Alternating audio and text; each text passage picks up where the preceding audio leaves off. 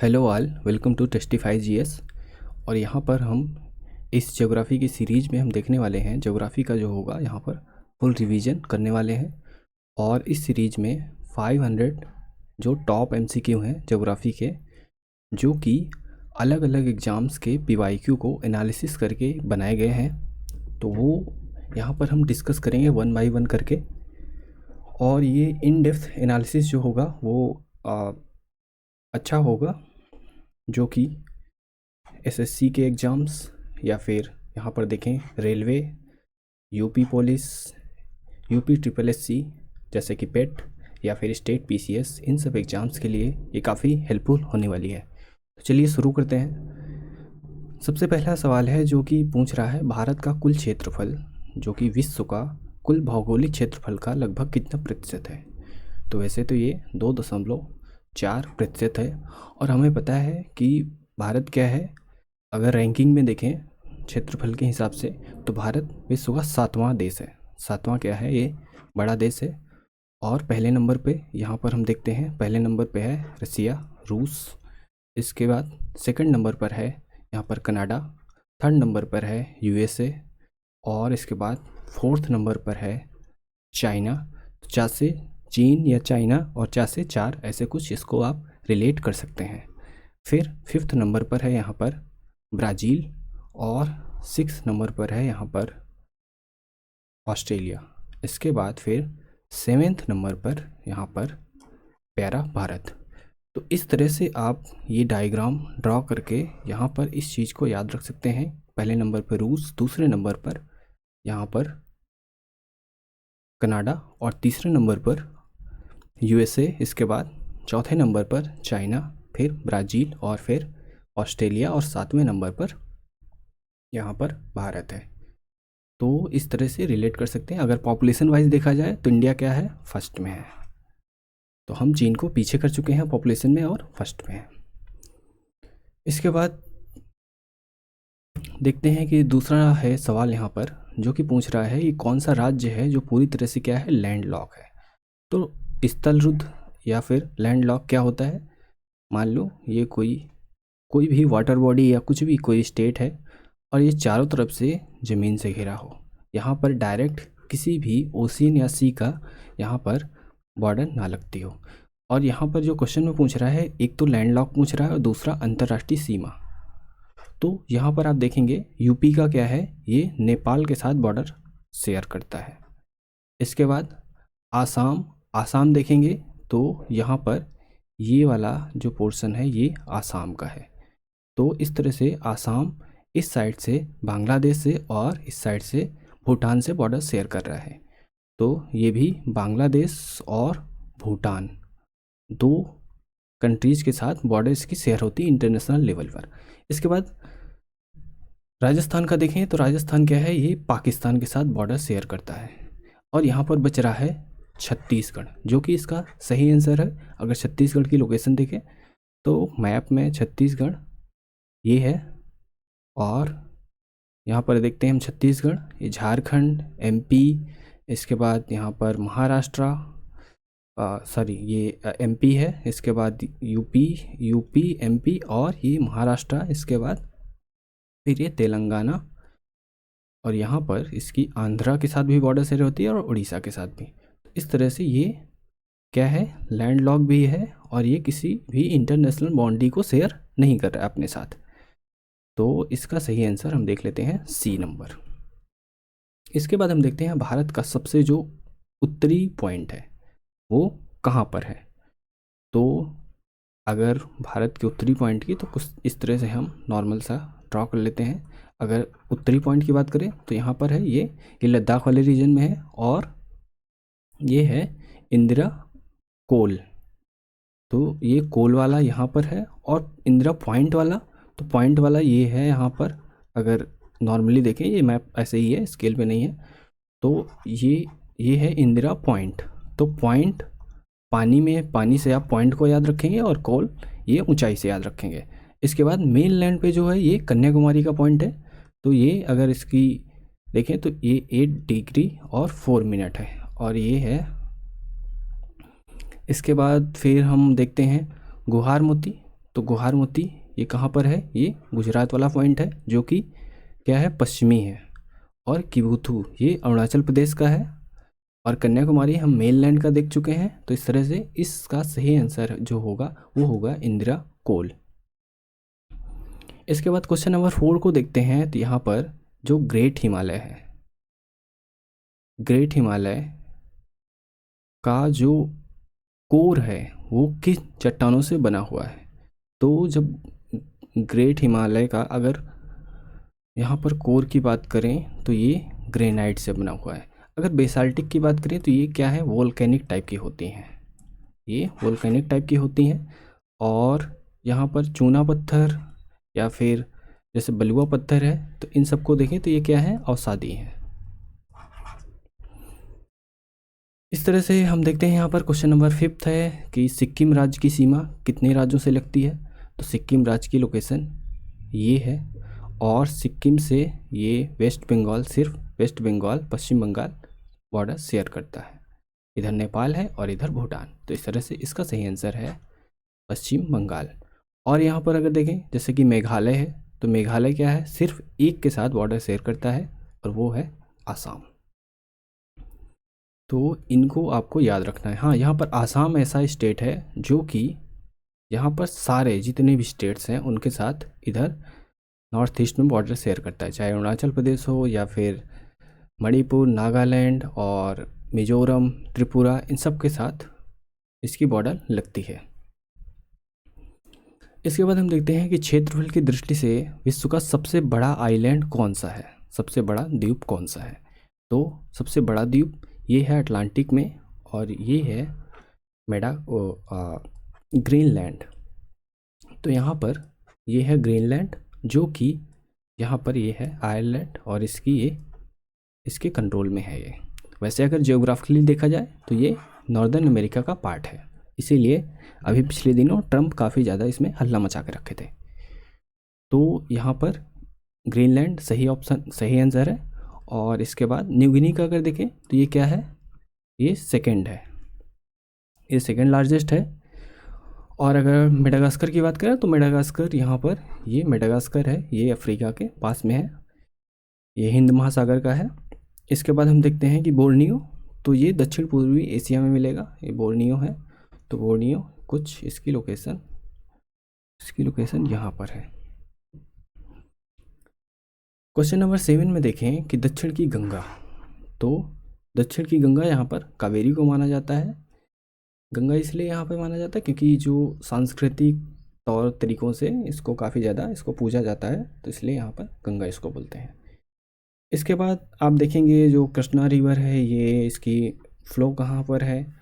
तो कृष्णा रिवर का फ़्लो आप देखेंगे यहाँ पर महाराष्ट्र, कर्नाटक और फिर आंध्रा, इस तरह से इसका फ़्लो है यहाँ पर। इसके बाद गोदावरी है, तो इसको वृद्ध गंगा बोलते हैं, वृद्ध गंगा। और इसके बाद महानदी, तो ये उड़ीसा वाले उसमें मिलेगी, यहाँ पर डेल्टा भी बनाती है। क्वेश्चन नंबर 8 देखते हैं, जो खेतड़ी और जावर की खदानें हैं, तो ये किस लिए फेमस है। ये राजस्थान में है, और ये खेतड़ी तांबा के लिए, और ये जावर जस्ता के लिए फेमस है। तो इस तरह से इसका सही आंसर हो जाता है क्वेश्चन नंबर 8 का ए नंबर। इसके बाद यहाँ पर जैसे कि बॉक्साइट है, तो बॉक्साइट क्या है, एल्युमिनियम का अयस्क है।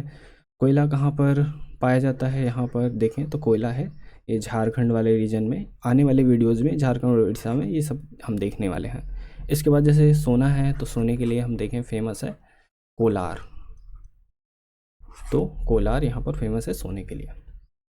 इसके बाद क्वेश्चन नंबर 9 में देखते हैं, ये 2016 के आसपास का ये करंट अफेयर्स का क्वेश्चन था।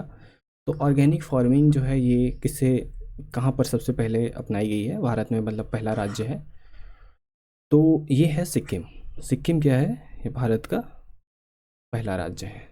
आसाम में आप देखेंगे तो आसाम में क्या होता है, यहाँ पर अगर खेती में बात करेंगे तो आसाम में टी प्लांटेशन होती है, चाय होती है। इसके बाद जो गोल्डन क्वाड्रिलेटरल है यहाँ पर, स्वर्णिम चतुर्भुज योजना, तो इसके तहत क्या किया गया था, GQ के तहत क्या किया गया था, 4 स्टेट्स में वो अलग अलग सिटीज़ को जोड़ने के लिए इसमें योजना चलाई गई, जिसमें यहाँ पर है दिल्ली, फिर मुंबई और इसके बाद चेन्नई, फिर इसके बाद कोलकाता। तो इस तरह से इसका सही आंसर हो जाता है ए नंबर। इसके बाद हम देखते हैं जो क्वेश्चन नंबर 11 है। तो यहाँ पर जो पूछ रहा है कि जो भूमध्य सागर है, तो भूमध्य सागर की पहले लोकेशन देख लेते हैं। तो ये है भूमध्य सागर। इसके बाद अटलांटिक महासागर, तो अटलांटिक है, ये पूरा अटलांटिक है इस शेप में, तो ये है अटलांटिक। और इसके बाद इन दोनों को कनेक्ट करने वाला, तो यहाँ पर एक नैरो सा पास है। और वैसे अगर जल डमरू मध्य को देखें, जिसको स्ट्रेट भी बोलते हैं, तो स्ट्रेट क्या है, स्ट्रेट ऐसा भाग है पानी का जो दो लैंड मासेस को यहाँ पर क्या करता है, कनेक्ट अलग करता है, और दो वाटर बॉडीज को यहाँ पर, जैसे दो ओशियंस है, सीज हैं, इनको क्या करता है, ये कनेक्ट करता है। तो यहाँ पर आप देखेंगे अटलांटिक को ये मेडिटेरियन से जोड़ रहा है। तो यहाँ पर ये कौन सा जल डमरू मध्य है, कौन सी स्टेट है, ये है जिब्राल्टर। अगर मलक्का की बात करेंगे, तो मलक्का किसको जोड़ता है, इंडियन ओशन या हिंद महासागर को, ये है हिंद महासागर और ये है प्रशांत महासागर, इन दोनों को जोड़ता है। और ये कहाँ पर है, ये मलक्का यहाँ पर है। इसके बाद फिर हम देखते हैं बेरिंग स्ट्रेट। तो बेरिंग ये रूस और यहाँ पर ये रूस और USA का अलास्का, इनको अलग करता है। तो ये बेरिंग स्ट्रेट यहाँ पर है। इसके बाद यहाँ पर अगर हम देखें हॉर्मुज, तो जैसे कि अभी ईरान USA वार चल रहा है, हॉर्मुज में हम देखेंगे तो काफ़ी ज़्यादा शिप्स इंडिया के भी फंसे हुए हैं और भी बाकी कंट्रीज़ के यहाँ पे शिप्स फंसे हुए हैं। तो इसकी लोकेशन हम देखेंगे gulf of Persian, Persian gulf में देखेंगे। पर्सियन गल्फ़ यहाँ पर है और यहीं पर है ये हॉर्मुज स्ट्रेट। तो इस तरह से इसका सही आंसर हमने देखा था जिब्राल्टर। इसके बाद क्वेश्चन नंबर 12 में हम देखते हैं कि डंकन पास कहाँ पर है। डंकन पास कहाँ पर है, तो डंकन पास यहाँ पर हम देखेंगे कि जो लिटिल अंडमान है और सदर्न अंडमान, इनके बीच में है ये डंकन पास, ये है डंकन पास। तो लिटिल अंडमान यहाँ पर हम देखेंगे और दक्षिणी अंडमान के बीच में। अच्छा, यहाँ पर एक पास और है, एक चैनल है जिसको बोलते हैं 10 डिग्री चैनल, जो कि है लिटिल अंडमान और कार निकोबार। तो इस तरह से कुछ इसको आप याद रख सकते हैं कि 10 रुपये में क्या आएगी, छोटी कार आएगी, लिटिल कार ना। तो यहाँ पर ये हो गई कार और ये हो गया लिटिल, यहाँ पर लिटिल अंडमान। इसके बाद क्वेश्चन नंबर 13 में देखते हैं जो मैकमोहन लाइन है, ये किन देशों के बीच में है। तो 1914 में समझौता होता है और ये लाइन खींच दी जाती है भारत और चीन के बीच में। तो शिमला जो सम्मेलन होता है उसमें ये समझौता होता है और यहाँ पर 1914 में ये लाइन खींची जाती है। इसके बाद हम देखते हैं जो भारत पाकिस्तान के बीच में है, तो ये है रेड क्लिफ लाइन। तो रेड क्लिफ क्या है, ये भारत और पाकिस्तान, और उसी टाइम पे ये बांग्लादेश में भी ये लाइन खींची जाती है। तो ये दोनों के बीच में रेड क्लिफ है। और अगर लाइन में देखें तो भारत म्यांमार के बीच में, वैसे कि तो यहाँ पर जो हिमालय का पार्ट है ईस्टर्न वाला वो है, तो इस तरह से प्राकृतिक सीमा बनाते हैं। इसके बाद जो क्वेश्चन नंबर 14 है, ये है विश्व का सबसे ऊंचा माउंट पर्वत जो कि माउंट एवरेस्ट है, वो कहाँ पर है। तो ये है नेपाल और तिब्बत वाले रीजन में, तिब्बत जो कि चीन कंट्रोल करता है। तो इस तरह से इसका सही आंसर हो जाता है यहाँ पर बी। इसके बाद भारत और नेपाल के बीच में यहाँ पर क्या है, भारत और नेपाल, तो ये है कंचनजंगा।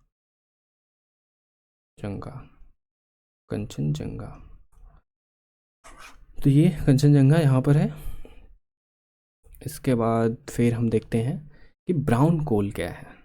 यहाँ पर ब्राउन कोल के बारे में पूछा जा रहा है। तो ब्राउन कोल क्या है, इसमें कार्बन कम होता है और नमी काफ़ी ज़्यादा होती है, जिसकी वजह से इसका कलर जो है ब्राउन हो जाता है। तो ब्राउन है ये लिग्नाइट। सी नंबर यहाँ पर सही है, ब्राउन कोल लिग्नाइट को बोलते हैं। और अगर पीट की बात करें तो ये जब इनिशियल स्टेज है, जब कोयला बन रहा होता है, अभी नया नया होता है, ये इनिशियल स्टेज का है, फर्स्ट स्टेज इसको बोल सकते हैं। और जो बिटूमियस है ये सबसे ज़्यादा कहाँ पे इंडस्ट्री में यूज होता है, इंडस्ट्रियल यूज में ये यूज होता है।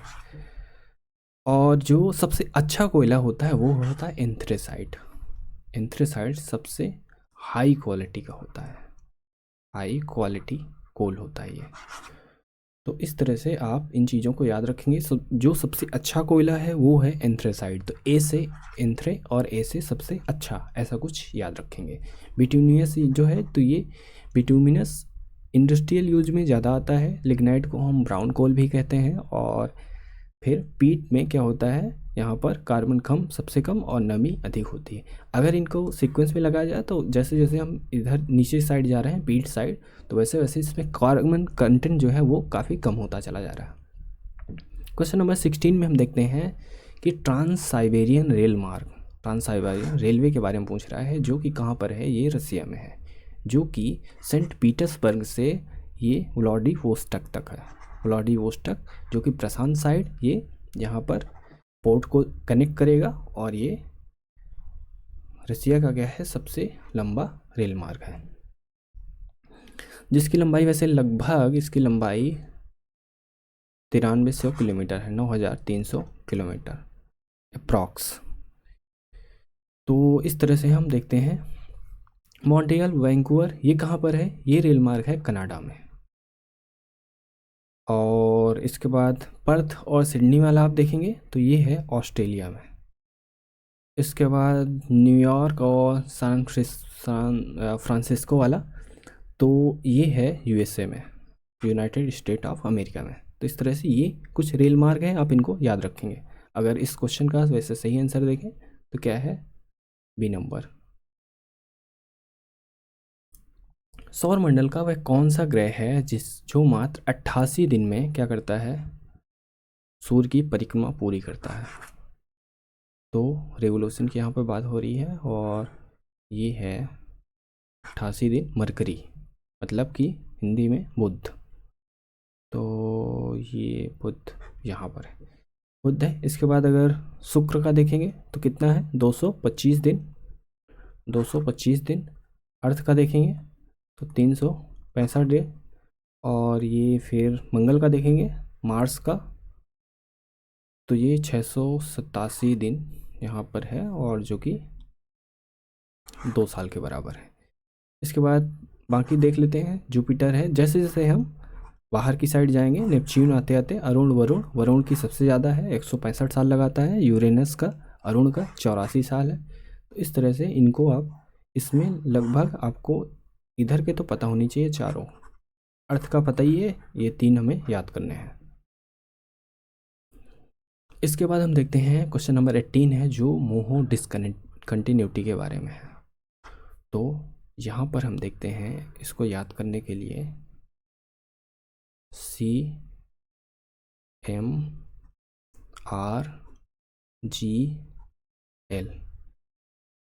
यहाँ पर से क्या है, ये है कोर। तो इसके बाद यहाँ पर है मेंटल। अब मेंटल और कोर, इनके बीच में पहले देख लेते हैं। तो ये है रेपिटी, रेपिटी। इसके बाद ये है मोहो। इसके बाद ये है कोनरॉड। इसके बाद ये है गुटेनबर्ग। इसके बाद ये है लेहमैन। अगर क्रस्ट की बात करेंगे तो क्रस्ट और जो मेंटल है, अपर क्रस्ट के बीच में कौन सा है, ये कोनरॉड। अब यहाँ पर अगर क्रस्ट और मेंटल, पहले क्या था, क्रस्ट सिर्फ थी, अपर क्रस्ट और लोअर क्रस्ट। यहाँ पर क्रस्ट और मेंटल के बीच में है मोहो। और इसके बाद जो अपर मेंटल है, और ये है लोअर मेंटल, ये है अपर, ये है लोअर, इनके बीच में क्या है, रेप्टी। मतलब 2 बार रिपीट हो रहा है, ऐसा कुछ याद रखेंगे, ये मेंटल 2 बार रिपीट हो रहा है।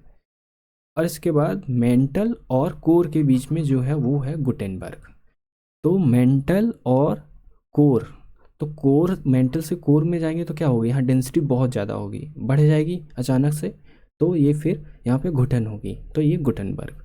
इसके बाद कोर, कोर जनरली हम सोचते हैं क्या है, लिक्विड है, तो वैसे ये लास्ट वाला पार्ट जो अंदर वाला है वो सॉलिफाइड है, और ये सेमी मोल्टन टाइप का, लिक्विड टाइप का।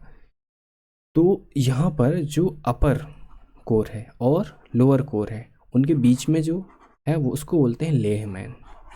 तो ऐसे लेई, लेई से आप याद रख सकते हैं, लेई क्या होती, चिपचिपी टाइप की, तो ये चिपचिपे वाले रीजन में पाया जाएगा। तो इस तरह से मोहो हमने कहाँ देखा था, मोहो देखा था हमने क्रस्ट और मेंटल, अपर मेंटल भी कहीं कहीं लिखा हो सकता है। तो यहाँ पर हम क्रस्ट और मेंटल के बीच में देखेंगे क्या है, मोहो डिसकंटिन्यूटी। इसके बाद 19 नंबर है, सबसे निचली परत कौन सी है जहाँ मौसम की प्रायः सभी घटनाएं होती हैं। तो ये है ट्रोपोस्फेयर, मतलब समताप मंडल। इसको जोन ऑफ मिक्सिंग भी बोलते हैं। क्या होता है यहाँ पर, गैसें हैं, गैसेस क्या होती हैं, आपस में मिक्सिंग होती है इनके, जो मिक्सिंग ट्रोपोपॉज में जाके रुक जाती है। इसके बाद आता है स्ट्रेटोस्फेयर, जहाँ पर क्या होता है, यहाँ पर सबसे स्टार्टिंग में जैसे ऊपर जाते हैं तो टेम्परेचर कम होता है, फिर टेम्परेचर इंक्रीज होता है यहाँ तक, फिर इसके बाद मीजोस्फेयर में टेम्परेचर कम होता है, फिर इसके बाद फिर कंटिन्यू इंक्रीज होता चला जाता है। तो हमने सबसे पहले देखा कि सबसे नीचे क्या है, ये है ट्रोपोस्फेयर, इसके बाद फिर ये है स्ट्रेटोस्फेयर, और ये है यहाँ पर मीजोस्फेयर, ये है आइनोस्फेयर, और ये है एक्सोस्फेयर। तो जो प्लेन वगैरह उड़ते हैं वो कहाँ पर, ज़्यादातर वो यहाँ पर जेट वगैरह उड़ते हैं। इसके बाद जो आइनोस्फेयर है, जो मीटियोर होते हैं जो जल जाते हैं आके, वो यहाँ पर होते हैं, कहाँ पर, ये है मीजोस्फेयर। इसके बाद जो रेडियो वेव्स जाती हैं, सिग्नल्स होते हैं रेडियो वेव्स, तो वो यहाँ से आइनोस्फेयर से टकरा के वापस आते हैं। तो इसमें भी कई लेयर होती हैं, वैसे डी, ई, एफ, इस तरह से अलग अलग लेयर होती हैं। होता ये है कि जो डी होती है वो डे टाइम पे प्रेजेंट होती है, और यहाँ पर जब रेडियो वेव्स यहाँ से जाती हैं तो ये इनको सोख लेता है, वापस नहीं आने देता, जिसकी वजह से आप देखेंगे दिन टाइम, डे टाइम जो रेडियो है उसमें ठीक से सिग्नल नहीं आते, फिर ये रात में गायब हो जाती है, मतलब जब सनलाइट नहीं आती है तो ये यहाँ पे प्रेजेंट नहीं होती है, जिसकी वजह से जो ये रेडिएशन है, रेडियो तरंगे हैं, वो ऊपर जाती हैं और वापस आती हैं, तो रेडियो में अच्छे सिग्नल आते हैं रात में, ये कारण इसका यही है यहाँ पर। फिर आप देखते हैं कि जो एक्सोस्फीयर है, इसके बाद फिर ये आगे की चीज़ें यहाँ पर सैटेलाइट वगैरह यहीं पे फिर आगे के मंडल में छोड़े जाते हैं। तो इस तरह से इसका सही आंसर हमने यहाँ पे देखा था क्षोभ मंडल, जो जिसको ट्रोपोस्फेयर भी बोलते हैं। समान वायु दाब वाले स्थानों को मिलाने वाली कल्पित रेखा। अच्छा, वायु दाब को मिलाने वाली कैसी होंगी, यहाँ पे जैसे 900 MB है ये दाब, और यहाँ पर थाउजेंड्स, यहाँ पर है 900, यहाँ पे भी है 900, तो इनको कुछ ऐसा मिलाएगी, ऐसे, इसको बोलते हैं समदाब रेखा, आइसोबार, इसको बोलते हैं आइसोबार। अच्छा, समताप को क्या बोलते हैं, आइसोथर्म, इसको आइसोथर्म बोलते हैं, और समवर्षा को बोलते हैं आइसो हाइट, और समलवण को आइसो हेलाइन, आइसो हेलाइन। तो इस तरह से आप इन रेखाओं को याद रखेंगे। ये काफ़ी कई बार कन्फ्यूजिंग काफ़ी ज़्यादा होता है, बट यहाँ पर जैसे कि नमक, नमक से, हेलाइन से याद रखेंगे, समवर्षा हाइट से, और ये थर्म मतलब टेम्परेचर टाइप का है तो ये ताप से याद रखेंगे। इसके बाद हम देखते हैं भारत में पश्चिमी ओर बहने वाली नदियाँ। तो यहाँ पर से हम देखते हैं इंडिया का वाटर डिवाइड कुछ ऐसा है जिसमें इस साइड से जो रिवर ओरिजिनेट होते हैं और ये यहाँ पर अरब सागर में चली जाती हैं पश्चिम की ओर बह के, और इस साइड से जो रिवर होती हैं ओरिजिनेट वो सारी की सारी क्या होती हैं, वो बंगाल की खाड़ी में चली जाती हैं। तो यहाँ पर पश्चिम की ओर बहने वाली रिवर्स के बारे में पूछ रहा है। तो कृष्णा और गोदावरी ये कहाँ जाती हैं, ये जाती हैं बे ऑफ बंगाल में। इसके बाद महानदी और पेन्नार ये भी बे ऑफ बंगाल साइड बहती हैं। नर्मदा और ताप्ती दो ऐसी रिवर हैं जो यहाँ पर बह रही हैं। यहाँ पर साबरमती और माही, ये केरल वाले रीजन में आप देखेंगे तो भरतपुजा, ये सारी रिवर यहाँ पर जो वेस्टर्न साइड बहती हैं। तो इनको आप याद रखेंगे क्योंकि ये कई बार थोड़ा सा अगर भरतपुजा वगैरह पूछता है तो कन्फ्यूजन करता है। तो यहाँ पर सही ऑप्शन जो था वो है नर्मदा और ताप्ती। इसके बाद सिंधु नदी की सबसे बड़ी सहायक नदी जिसे चंद्रभागा यहाँ पर मिलती हैं। इसके बाद फिर ये है चिनाब, तो इसका सही आंसर है चिनाब। इसके बाद हम देखते हैं रेड प्लैनेट किसे कहते हैं। तो रेड प्लैनेट बोलते हैं मंगल को, लाल ग्रह। और इसके बाद शुक्र को क्या बोलते हैं, शुक्र को बोलते हैं चमकीला ग्रह। ये क्या है, काफ़ी तेज चमकता है। और अगर यहाँ पर अर्थ की बात करें तो अर्थ को हम सब जानते हैं क्योंकि यहाँ पर इसको ब्लू प्लेनेट बोलते हैं। क्यों, क्योंकि यहाँ पर 71% के आसपास वाटर कंटेंट है। इसके बाद वाटर है। इसके बाद हम देखते हैं अरुण जो है इसको नीला हरित ग्रह भी बोलते हैं, नीला हरित। तो ये क्या है, ब्लू और ग्रीनिश टाइप का है, इसलिए इसको नीला हरित ग्रह बोलते हैं। अच्छा, अरुण कौन से नंबर पे है, तो अगर आप देखेंगे तो लास्ट में है वरुण, इससे पहले वाला है अरुण। इसके बाद हम देखते हैं कि सूर्य से जो पृथ्वी तक प्रकाश आता है वो कितना टाइम लगता है। तो 8 मिनट 19 सेकंड के अप्रॉक्स लगते हैं यहाँ पर। तो इस तरह से इसका सही आंसर है वो है सी नंबर।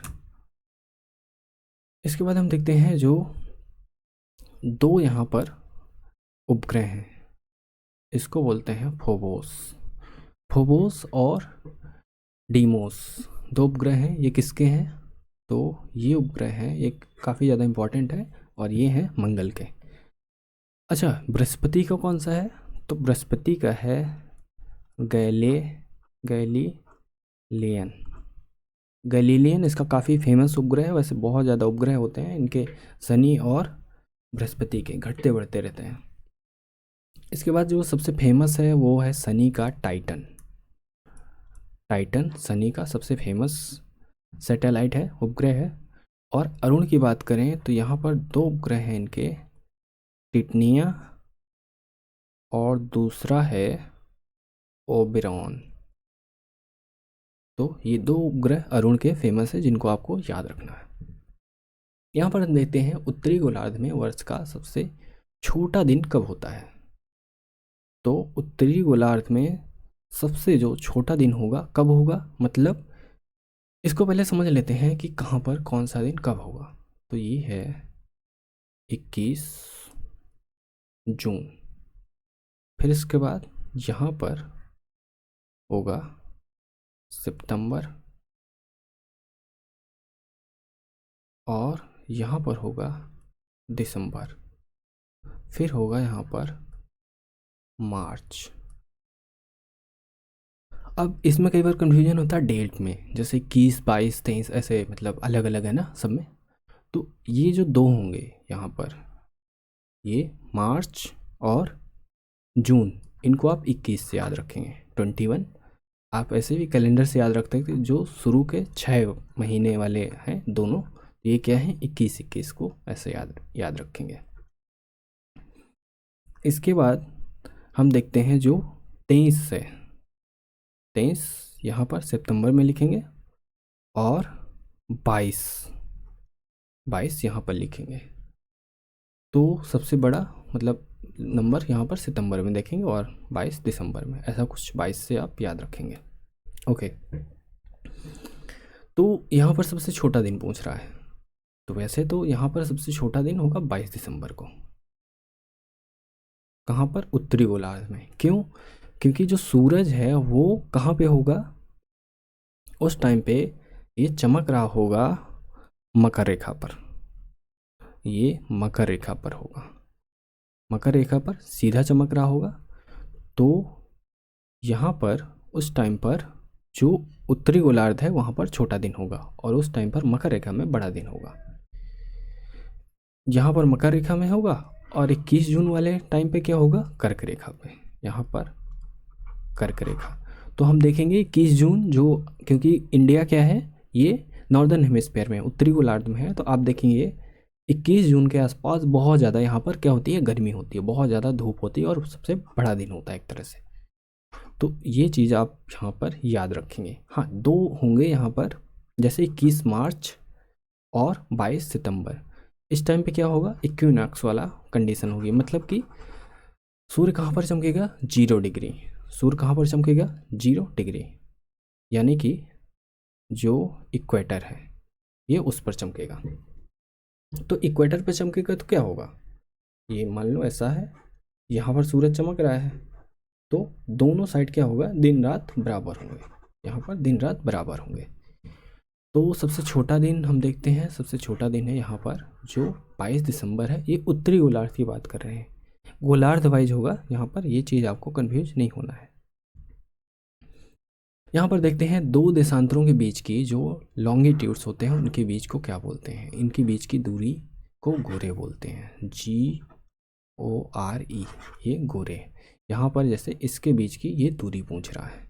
अच्छा, इसके बीच की दूरी कितनी होती है? तो अगर ये इक्वेटर पे देखें, क्योंकि जैसे जैसे पोलर साइड जाएंगे इसकी डिस्टेंस क्या होगी? कम होती चली जाएगी।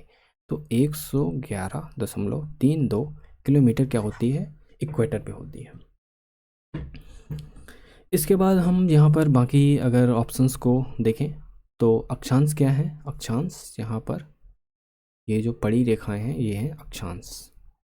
तो ये अर्थ के सेंटर से मेजर की जाती हैं और ये आपस में एक दूसरे को कभी नहीं ज्वाइन करती, कभी एक दूसरे को काटती नहीं है। जिस तरह से देशांतर मिल जाते हैं इस तरह से ये अक्षांश नहीं मिलते हैं। और इसके बाद हम अगर ग्रिड की बात करें तो ग्रिड कुछ नहीं, ग्रिड ऐसा है जो अक्षांश और देशांतर को एक तरह से पूरा नेटवर्क बना रहा है, उसको ग्रिड बोलते हैं। इसके बाद हम डोलड्रम की बात करें तो डोलड्रम ये यहाँ पर हम देखेंगे, ये यहाँ पर है डोलड्रम। जो 0 डिग्री है उसमें हम 5 डिग्री नॉर्थ और 5 डिग्री साउथ में हम देखते हैं, तो क्या है यहाँ पर हवा का बहुत शांत रुख होता है जिसकी वजह से इसको डोलड्रम बोलते हैं। यहाँ पर क्या है? लो प्रेशर, जिसकी वजह से इसको यहाँ पर डोलड्रम बोला जाता है। ठीक है, इसके बाद देखते हैं 28 का, जहाँ पर पूछ रहा है फोल्ड माउंटेन्स हैं उनका निर्माण किस कारण होता है? तो फोल्ड ऐसा नाम से ही पता चल रहा है, कुछ फोल्ड किया गया है। तो इसमें क्या होता है? कंप्रेशनल फोर्स लगता है जो एक दूसरे साइड आते हैं और यहाँ पर होता क्या है? इस दबाव की वजह से ये जो प्लेट है वो ऊपर साइड उठ जाती है। जहाँ जितना प्रेशर हाई होगा उतनी तेज़ी से उठेगी। तो आप हिमालय के केस में आप देख सकते हैं यहाँ पर कि हिमालय जो है ये यूरेशियन प्लेट है और इधर इंडियन प्लेट है। तो ये क्या करती हैं? आपस में कोलाइड होती हैं और ये आपस में कोलाइड होने के बाद इतना ज़्यादा फोर्स होता है कि हिमालय जैसे माउंटेन्स यहाँ पर बिल्ड हो जाते हैं। तो ये फोल्ड माउंटेन का उदाहरण है हिमालय। और यहाँ पर आप देखेंगे पृथ्वी के आंतरिक शक्तियों द्वारा चट्टानों में मोड़ पड़ने से ये बनते हैं। तो इसका सही आंसर हो जाता है यहाँ पर बी नंबर। और ठीक है, इसके बाद देखते हैं कि जो 29 नंबर है जिसमें यूरोप की सबसे बड़ी झील के बारे में पूछा जा रहा है। तो यूरोप की सबसे बड़ी झील ये रूस में यहाँ पर आपको मिलेगी। ये है लगोडा, ये है लडोगो नहीं, यहाँ पर लडोगा, लडोगा झील है ये, जो कि इसका सही आंसर है। कैस्पियन का अगर देखेंगे तो इस पे जो तारीख निमोनिक करके हम याद रखते हैं। और इसके बाद सुपीरियर कैस्पियन की लोकेशन ये यहाँ पर होगी। इसके बाद फिर हम सुपीरियर को देखते हैं। तो सुपीरियर की लोकेशन क्या है, ये यूएसए में है, जहाँ पर हम होम्स इसकी झीलों को देखते हैं। Huron, Ontario, Michigan, eri, superior, ये सब झीलें यहाँ पर यूएसए में आपको देखने, यूएसए और कनाडा की बॉर्डर में देखने को मिलेंगी। इसके बाद जो बैकाल लेक है, बैकाल आप देखते हैं तो ये कहाँ पर है, एशिया में, एशिया में ये रूस में है, यहाँ पर कुछ इसकी लोकेशन मिलेगी। तो ये रूस में है और ये सबसे गहरी झील है एशिया की। इसके बाद हम देखते हैं जो चिनूक है, चिनूक ये कहाँ पर बहती है। तो इस तरह से आप देखते हैं, ये है, अगर नॉर्थ अमेरिका की बात करेंगे तो यहाँ पर ये कुछ इस तरह से रॉकीज है। रॉकीज के वेस्टर्न साइड इधर आप देखेंगे, ईस्टर्न साइड, तो ये हवा आती है, बहती है, और ये जब ईस्टर्न साइड आती है तो ये क्या कर देती है, यहाँ की स्नो को पिघला देती है। इसको स्नो ईटर भी बोलते हैं यहाँ पर, इसको स्नो ईटर भी बोलते हैं, जिसकी वजह से यहाँ पर जो खेती है वो काफ़ी अच्छी हो जाती है। तो अमेरिका और कनाडा में ये बहती है, इसका सही आंसर अमेरिका और कनाडा होगा। तो इस तरह से चिनूक को आप याद रखेंगे। हाँ, लोकल विंड्स में अगर फ्रांस में बात करें तो फ्रांस में बहती है मिस्ट्रल, मिस्ट्रल। और इसके बाद पश्चिमी अफ्रीका में बात करेंगे तो पश्चिमी अफ्रीका, अगर इस साइड देखेंगे तो पश्चिमी अफ्रीका में आप देखेंगे हरमट्टन बहती है, तो यहाँ पर है हरमट्टन। इसके बाद सेंट्रल यूरोप में आप देखेंगे फोहन, फोहन बहती है सेंट्रल यूरोप में। इस तरह से ये दो चार जो लोकल विंड्स हैं इनको आप याद रखेंगे, क्योंकि ये कई बार काफ़ी ज़्यादा कंफ्यूज करती हैं। इसके बाद महासागरीय जलधारा, जैसे कि लोकल विंड्स है, इनसे क्वेश्चंस काफ़ी ज़्यादा पूछे जाते हैं, और ये ज़्यादा नहीं है, बट कई बार ये इसका वार्म और कोल्ड पूछा जाता है और इसकी लोकेशन पूछी जाती है। तो ये लोकल विंड आप याद रखेंगे। दूसरी है ओशियन करेंट्स, ओशियन करेंट्स, इनसे भी क्वेश्चंस पूछे जाते हैं, जैसे इनकी लोकेशन और गर्म या ठंडी। तो जैसे क्वेश्चन पूछ रहा है ये वाला, एक ठंडी जलधारा के बारे में पूछ रहा है। तो ठंडी जलधारा की अगर लोकेशन की बात करें तो ये है ग्रीनलैंड, ये है ग्रीनलैंड, और ये कनाडा का पार्ट है। यहाँ पर लेब्राडोर सी है, डेविस स्ट्रेट के बाद फिर आप देखेंगे यहाँ पर से ये पानी इस साइड को आएगा। अब होता क्या है, यहाँ पर है गर्मी, कहाँ पर, 0 डिग्री में। अब ये पानी गर्म होके फिर ये इस साइड ऐसे चलता है, तो ये गल्फ ऑफ मैक्सिको साइड से जाएगा और यहाँ पर काफ़ी तेज़ी से जाएगा। तो इस रीजन पे इसको बोलते हैं गल्फ स्ट्रीम, गल्फ स्ट्रीम इसको बोलते हैं। और इस साइड से लेब्राडोर साइड से जो आ रही है इसको लेब्राडोर धारा बोलते हैं।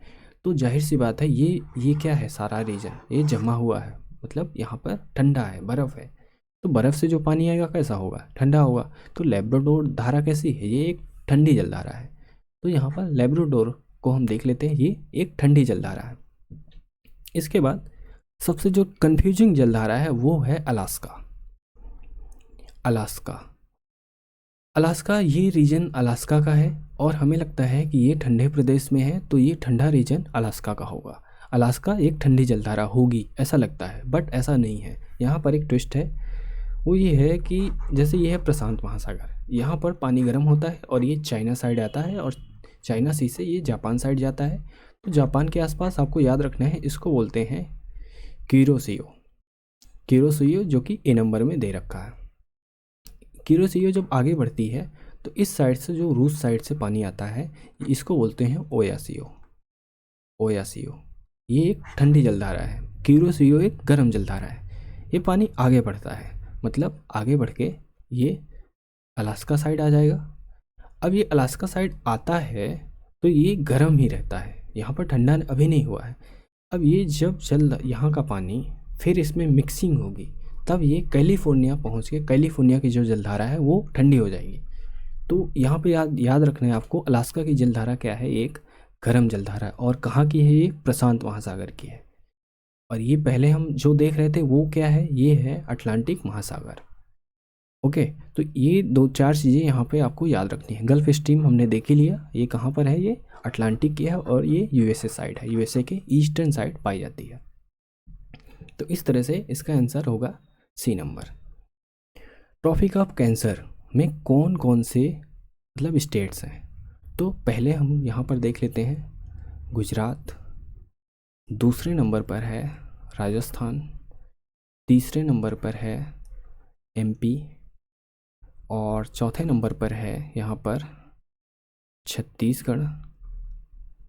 इसके बाद पाँचवें नंबर पर है झारखंड, छठे नंबर पर है वेस्ट बंगाल, सातवें नंबर पर है त्रिपुरा, आठवें नंबर पर है मिजोरम। इस तरह से ये स्टेट आप याद रखेंगे। कौन से स्टेट हैं, गुजरात, राजस्थान, एमपी, छत्तीसगढ़, झारखंड, वेस्ट बंगाल और इसके बाद त्रिपुरा और मिजोरम। तो इस तरह से ये 8 स्टेट से होके गुजरती है। नंबर्स के स्टेट्स आप नंबर भी याद रखने हैं और यहाँ पर हमें याद रखना है कौन कौन से स्टेट्स हैं। हाँ, कन्फ्यूजिंग करने के लिए वो कई बार यहाँ पर मणिपुर देगा, जिसको आपको याद रखना है नहीं है। नागालैंड देगा, नहीं है।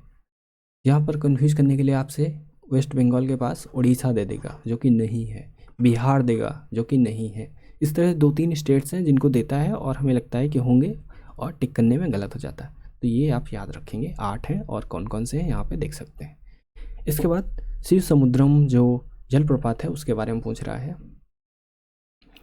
तो क्या है ये, शिव का ऐसे कुछ याद रखेंगे। तो ये है कावेरी में शिव समुद्रम। अच्छा, सारावती में क्या है, सारावती में है जोग। तो सारावती में जोग है। नर्मदा में क्या है, नर्मदा में है धुआंधार। धुआंधार नर्मदा जिस रीजन में है, एमपी में है क्या, उस साइड आप देखेंगे धुआंधार टाइप का काफ़ी ज़्यादा है। तो ऐसे कुछ याद रखने के लिए बना सकते हैं। वराही एक रिवर है जो कि कहाँ पर है, ये कर्नाटक में। तो इस तरह से इसका सही आंसर हो जाएगा बी नंबर। और बाकी जानकारियाँ आप यहाँ से, ये काफ़ी ज़्यादा इम्पॉर्टेंट है। विश्व का सबसे जो बड़ा डेल्टा है सुंदरवन डेल्टा, किन नदियों द्वारा बनता है। तो सुंदरवन आप देखेंगे इधर से आती है गंगा और यहाँ से आती है ब्रह्मपुत्र, फिर ये मिलती हैं तो यहाँ पर बनता है सुंदरवन। तो ये गंगा और ब्रह्मपुत्र। ताप्ती और ये क्या है, एस्चुरी टाइप के एस्चुरी बनाती हैं, तो ये वेस्ट साइड बहती हैं और ये डेल्टा नहीं बनाती हैं। इसके बाद हम देखते हैं कि जो गोदावरी और कृष्णा है, तो ये यहाँ पर आप देखेंगे जो पूर्वी तट है यहाँ पर ये डेल्टा बनाती हैं। बट इनका क्या होता है, सेडिमेंटेशन बहुत ज़्यादा नहीं है, तो इनके डेल्टा बहुत ज़्यादा बड़े नहीं हैं। इसके बाद सिंधु और सतलज का हम देख लेते हैं। तो ये अरेबियन सी साइड बहती है और ये सिंधु इसकी, वो सतलज इसकी सहायक नदी है और ये अरब सागर में जाती है, मिल जाती है। तो यहाँ पर भी डेल्टा बनता है। इसके बाद लक्षद्वीप की राजधानी पूछ रहा है। तो लक्षद्वीप की राजधानी क्या है, यहाँ पर है कवारत्ती। तो पोर्ट ब्लेयर किसकी है, आप बता सकते हैं पोर्ट ब्लेयर किसकी है। ये है अंडमान एंड निकोबार की।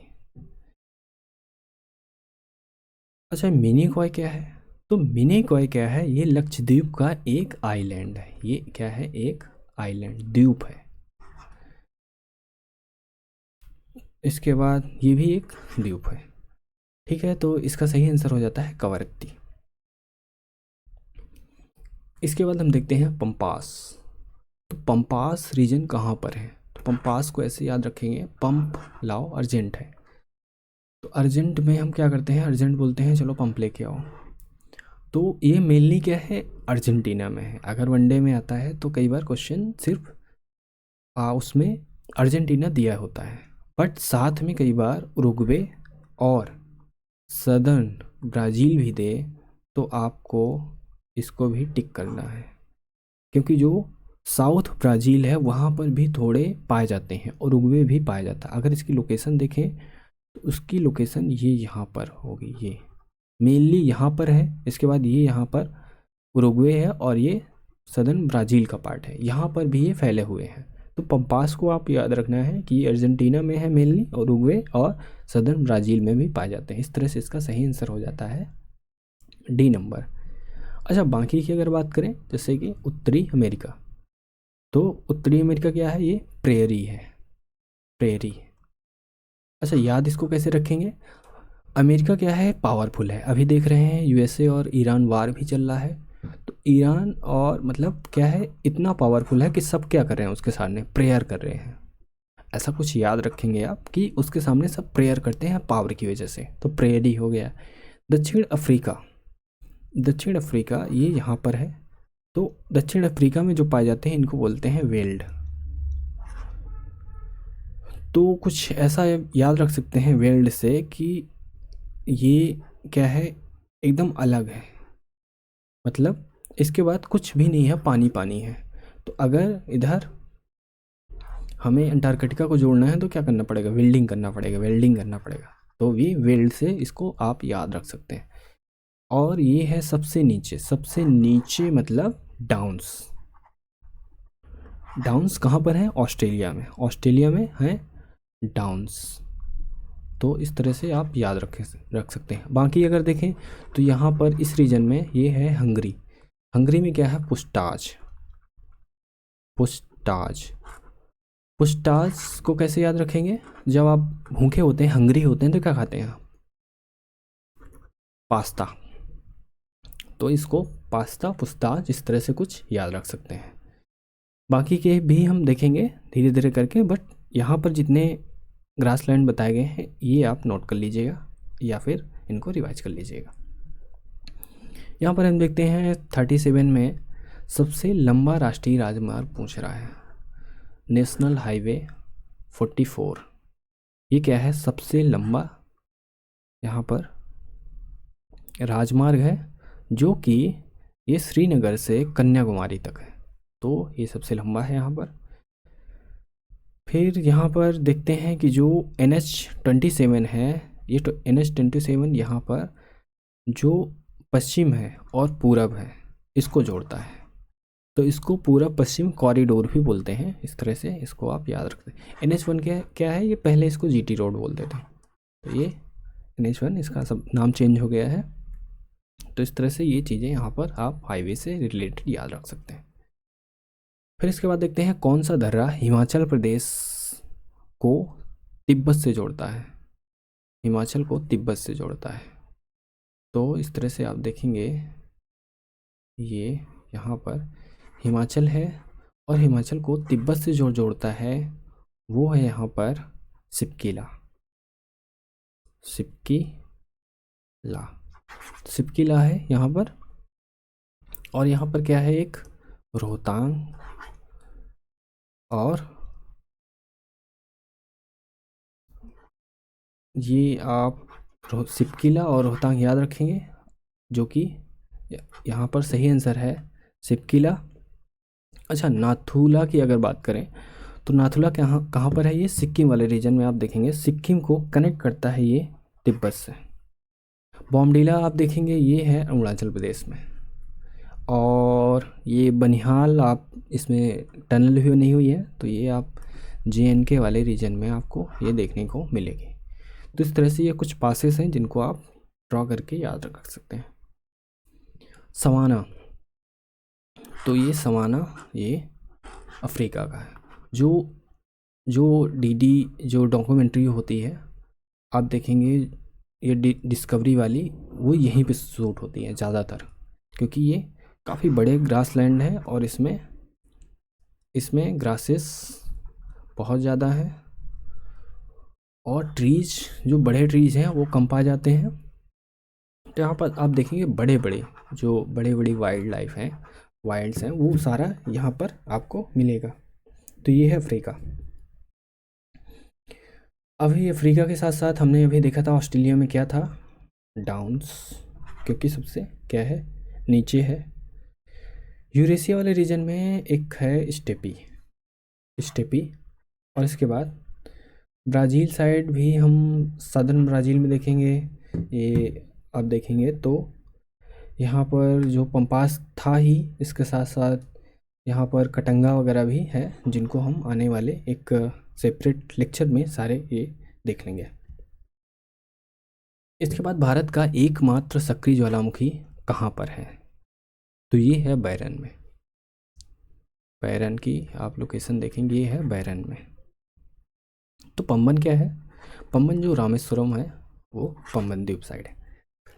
इस साइड आप देखते हैं न्यू मोर, तो ये कहाँ पे है, ये बे ऑफ बंगाल में है। बे ऑफ बंगाल, बंगाल की खाड़ी का ये एक द्वीप है। और अगर नारकोंडम की आप बात करेंगे तो ये क्या है, सुप्त ज्वालामुखी है, सुप्त ज्वालामुखी का उदाहरण है। ज्वालामुखी, अरे यार, ज्वालामुखी, तो ये ज्वालामुखी का उदाहरण है नारकोंडम सुप्त। इस तरह से हम देखते हैं यहाँ पर 41, और इसमें हम देखते हैं कि जो पूर्वी घाट है, तो ये चला जा रहा था पूर्वी घाट, इधर से चला रहा था, ओ पश्चिमी घाट इधर चला रहा था पूर्वी घाट। ये दोनों जहाँ मिल गए तो क्या हो गए, कोई चीज़ टकरा जाती है तो गिर जाती है। तो यहाँ पर है नीलगिरी, गिरी मतलब दोनों टकराए तो क्या हो गया, नीलगिरी। तो इस तरह से दोनों जहाँ पर मिल रहे हैं वो है नीलगिरी। अच्छा, अन्नामलाई, तो अन्नामलाई क्या है, ये पश्चिमी घाट पे ही है, यहाँ पर पश्चिमी घाट में ही अन्नामलाई। और इसके बाद हम देखते हैं कि जो जवादी की पहाड़ियाँ हैं, तो ये कई बार पूछता है किस घाट में है, कौन से, मतलब वेस्टर्न में या ईस्टर्न में, तो ईस्टर्न के हैं, पूर्वी घाट के। कार्डमम आप देखते हैं तो ये केरल का है, ये सदर्न मोस्ट है, तो ये कार्डमम आप केरल में देख सकते हैं। इसके बाद चंद्रशेखर लिमिट के बारे में पूछ रहा है, तो ये क्या है, ये एक ऐसा द्रव्यमान होता है जिसमें कोई तारा उसके भीतर, मतलब वाइट डॉर्फ के रूप में स्थिर रह सकता है। तो ये वाइट डॉर्फ को यहाँ पर श्वेत वॉमन लिखा है, ये अधिकतम द्रव्यमान सीमा इसकी, ये क्वेश्चन नंबर 42 का ए नंबर सही है। अच्छा, यहाँ पर एक चीज़ आपको और याद रखना है, जो आकाश गंगा की परिक्रमा अवधि है, इसको गैलेक्टिक ईयर से क्या करते हैं, इसको यहाँ पर मेजर करते हैं, उसको अवधि को क्या बोलते हैं, गैलेक्टिक ईयर, ये आप याद रखेंगे। इसके बाद हम देखते हैं 43 में कि कौन सा ऐसा ऑप्शन है जो गलत है, यहाँ पर गलत पूछा गया है। तो जैसे पहले सही देख लेते हैं, भारत का जो जलवायु को प्रभावित करता है, मतलब भारत की जलवायु को क्या करता है, इफेक्ट करता है ये, हाँ, ये यहाँ से कई नदियाँ भी निकलती हैं, बिल्कुल सही है। यहाँ पर भूकंप भी आते हैं क्योंकि ये टेक्टोनिकली क्या है, एक्टिव है, तो ये हाँ एकदम सही है।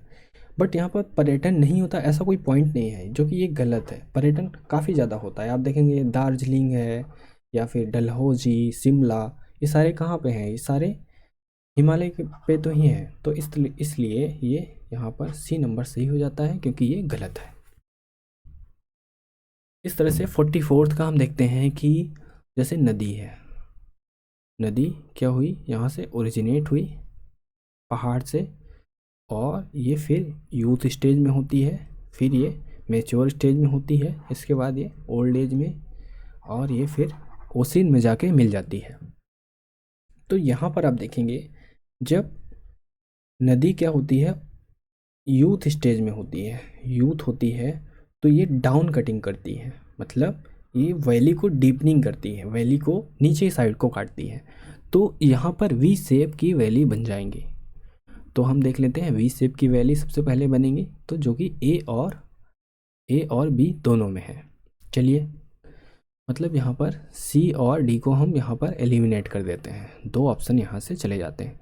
इसके बाद क्या बनते हैं, जब ये वैली डाउन कटिंग होती है इनकी, और ये इस साइड, दोनों साइड से कटने लगती हैं, तो ये गॉर्ज बन जाते हैं। तो गॉर्ज क्या हो जाते हैं, गहरे टाइप के गॉर्ज बन जाते हैं। यहाँ पर गॉर्ज भी है, बिल्कुल देख लेते हैं। इसके बाद गॉर्ज क्या हो जाते हैं, और ज़्यादा चौड़े हो जाते हैं, तो इनको कैनियन बोलते हैं। इसके बाद कैनियन से जब आप देखेंगे कोई भी, जब पहाड़ी से, यहाँ मान लीजिए ये है हार्ड रॉक और ये है सॉफ्ट, तो ये कटान होती है यहाँ पर, तो ये पानी क्या होता है, नीचे आता है, और इसी को बोलते हैं वाटरफॉल, जलप्रपात। पानी तेज़ी से नीचे गिरेगा तो ये यहाँ पर बनाएंगे फिर जलप्रपात। इसके बाद नदी विसर्प क्या है, जब नदी अपने यूथ स्टेज के बाद मैच्योर स्टेज में आती है, तो क्या हो जाती है, यहाँ पर वो जो सेडिमेंट्स हैं उनको ले जाने में बहुत ज़्यादा सक्षम नहीं होती, तो वो पहले तो साइड काटती है, फिर नहीं जब ले जा पाती तो वो वहाँ पर डिपॉजिट करने लगती है, जिसकी वजह से उसका अपना जो रास्ता है वो इस तरह से चेंज होने लगता है, और ये ऐसे मुड़ती हुई चलती है। तो आप देखेंगे यहीं पर जब मुड़ती हुई चलती है तो कई बार जैसे ऐसे मुड़ रही है, और ये एक टाइम के बाद ये पार्ट कट जाता है, तो इस तरह से ये पूरा क्या बन जाता है, गोखुर झील के रूप में इसको जानते हैं, और नदी ऐसे कुछ ऐसे साइड से फिर बह जाती है, तो इसी को बोलते हैं नदी विसर्प, ऐसे घूमने की प्रक्रिया जो है, मुड़ने की। इसके बाद लास्ट में होता है डेल्टा। जब ओल्ड स्टेज के बाद नदी समुद्र में मिलती है, तो यहाँ पर आप देखेंगे वो अपने साथ सेडिमेंट्स लाई होती है, तो वो क्या करती है, यहीं पर सारा कुछ जमा कर देती है, जो अपने साथ जितनी भी मिट्टी वगैरह लाती है वो जमा कर देती है। तो इस तरह से इस क्वेश्चन का सही आंसर जो होगा वो है बी नंबर। 45 में हम देखते हैं कि जो सही युग्म है कौन सा सुमेलित नहीं है यहाँ पर देखना है। तो सबसे पहले देख लेते हैं पोटवार पठार, ये बिल्कुल एकदम सही है। अनातोलिया तुर्की में है, और यहाँ पर एक नोवेल भी इस पे थी जिसमें एक छोटा बच्चा होता है और वो भेड़ चराता है, तो वो इसी का है, इसी पठार के बारे में जानकारी देता है।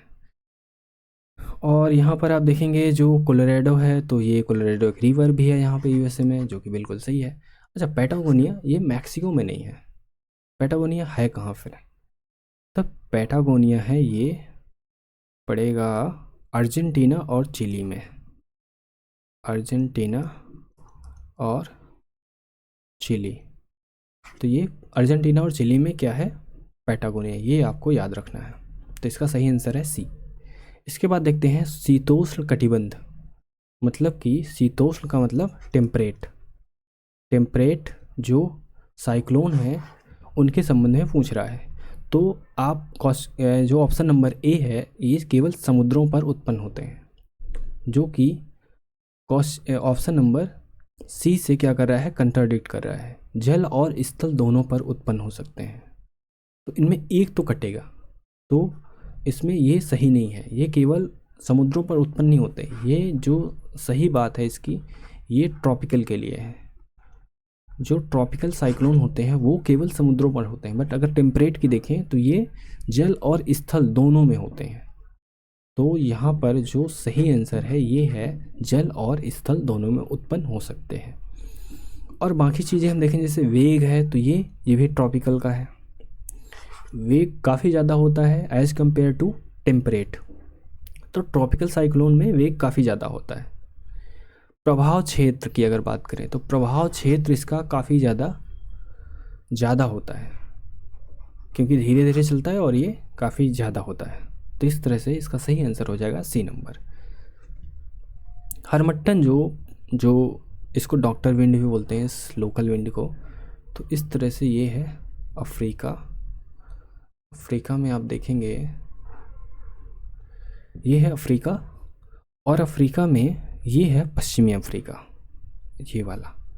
तो ये सहारा से ये विंड ऐसे चलती है, और ये जब ये गिनी का तट है, यहाँ इस साइड जब जाती है तो इस साइड क्या होता है, बहुत ज़्यादा मॉइस्चर होती है, बहुत ज़्यादा ह्यूमिडिटी होती है। अब ह्यूमिडिटी की वजह से यहाँ पर बहुत ज़्यादा बीमारियाँ और जीना मतलब संभव नहीं, मतलब ठीक से नहीं हो पाता। बीमारियाँ काफ़ी ज़्यादा हो जाती हैं। तो होता क्या है, जब सहारा से ये विंड यहाँ पर चलती है तो उस मॉइस्चर को ख़त्म कर देती है। क्यों? क्योंकि सहारा से जब ये चली थी तो कैसी थी, ये ड्राई थी और वार्म थी, जिसकी वजह से यहाँ पर वो सारी मॉइस्चर को क्या कर देती है, ख़त्म कर देती है और मौसम काफ़ी अच्छा कर देती है। तो आप पश्चिमी अफ्रीका में इसको देखेंगे तो ये डॉक्टर विंड इसको इसीलिए बोलते हैं हरमट्टन को, क्योंकि ये डॉक्टर की तरह काम करती है। तो इसका सही आंसर हो जाएगा बी नंबर।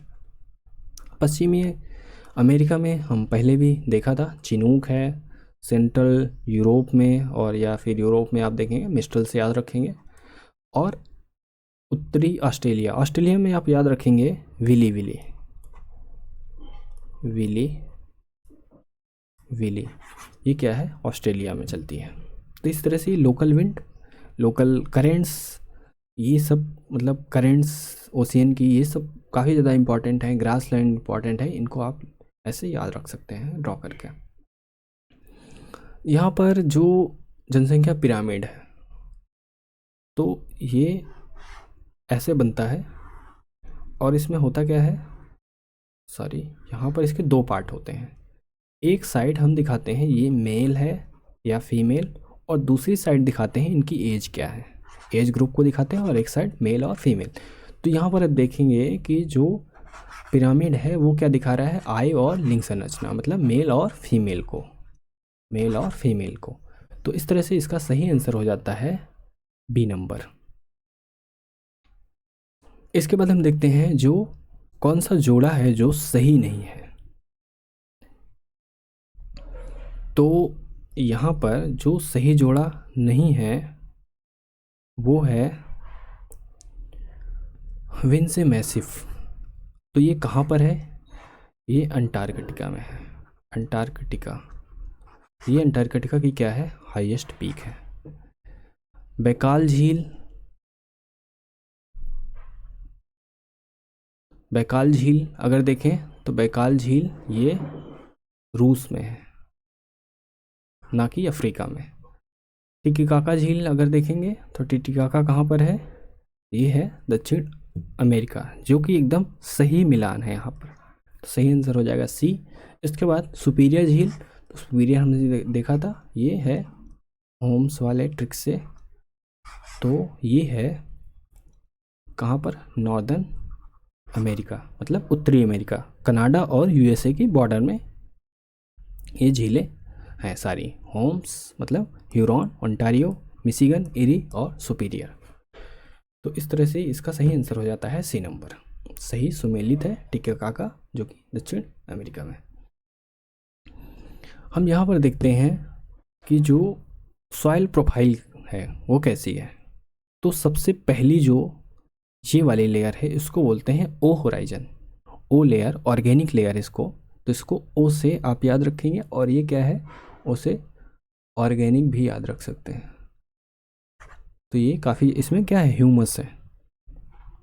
फिर आती है ए, ये है ए। ए में क्या है, ये टॉप सॉइल भी इसको बोलते हैं, टॉप सॉइल। इसके बाद ए के बाद याद रखना है आपको, बी नहीं आता, यहाँ पर आता है ई। ई, ई क्या है, ई को सब सॉइल भी बोलते हैं, सब सॉइल। तो ई को सब सॉइल भी, ई को नहीं, ई को इल्यूविएटेड सॉइल बोलते हैं। सॉरी, यहाँ पर सब सॉइल नहीं है, यहाँ पर इसको इल्यूविएटेड सॉइल बोलते हैं, इल्यूविएटेड सॉइल। अब यहाँ पर बी आएगी, बी को बोलेंगे सब सॉइल। बी को क्या बोलेंगे, सब सॉइल। अब सब सॉइल क्या है, ये जोन है, जोन ऑफ एक्यूमुलेशन भी बोलते हैं। कई बार क्वेश्चन आता है जोन ऑफ एक्यूमुलेशन कौन सी लेयर को बोलते हैं, तो ये आप याद रखना है बी को, बी को जोन ऑफ एक्यूमुलेशन भी बोलते हैं। इसके बाद सबसे नीचे जो ये है बेडरॉक, नहीं इसके बाद सी आएगा ना, ये है सी। सी क्या है, ये पेरेंट मटेरियल है, पेरेंट मटेरियल मतलब ये अब सॉयल बनने के लिए इधर रेडी है, इधर है। अब सबसे नीचे है, सबसे नीचे क्या होगा, बेड रॉक होगी। तो बेड रॉक सबसे नीचे है, इसको बेड रॉक को हम बोलते हैं आर होराइजन, आर लेयर। तो इस तरह से ये लेयर्स हैं। और सबसे ऊपरी की बात करें तो यहाँ पे ओ नहीं दिया हुआ है, तो हम क्या टिक करेंगे, यहाँ पर ए टिक करेंगे। ए को टॉप सॉइल बोलते हैं, जो कि यहाँ पर हम देख सकते हैं। ये आप एक जगह कहीं पे ड्रॉ कर सकते हैं जहाँ से आपको लर्निंग में काफ़ी हेल्प मिलेगी। तो इस तरह से ये थे टॉप, जो हमें सबसे स्टार्टिंग के 50 क्वेश्चंस थे, उनको हमने डिस्कस किया। और आई होप आपको ये लेक्चर थोड़ा सा भी अगर हेल्प करे तो इसमें अपनी प्रतिक्रिया ज़रूर दीजिएगा। और आपको अगर ज्योग्राफी या फिर अन्य जीएस के जो टॉपिक्स हैं जहाँ से इम्पोर्टेंट चाहिए, कोई भी टॉपिक है, आप नीचे कमेंट में हमें बता सकते हैं, हम उस पर वीडियो बनाने की पूरी कोशिश करेंगे। तो इस तरह से ये लेक्चर यहीं पे ख़त्म होता है। आपने यहाँ तक देखा, बहुत बहुत धन्यवाद।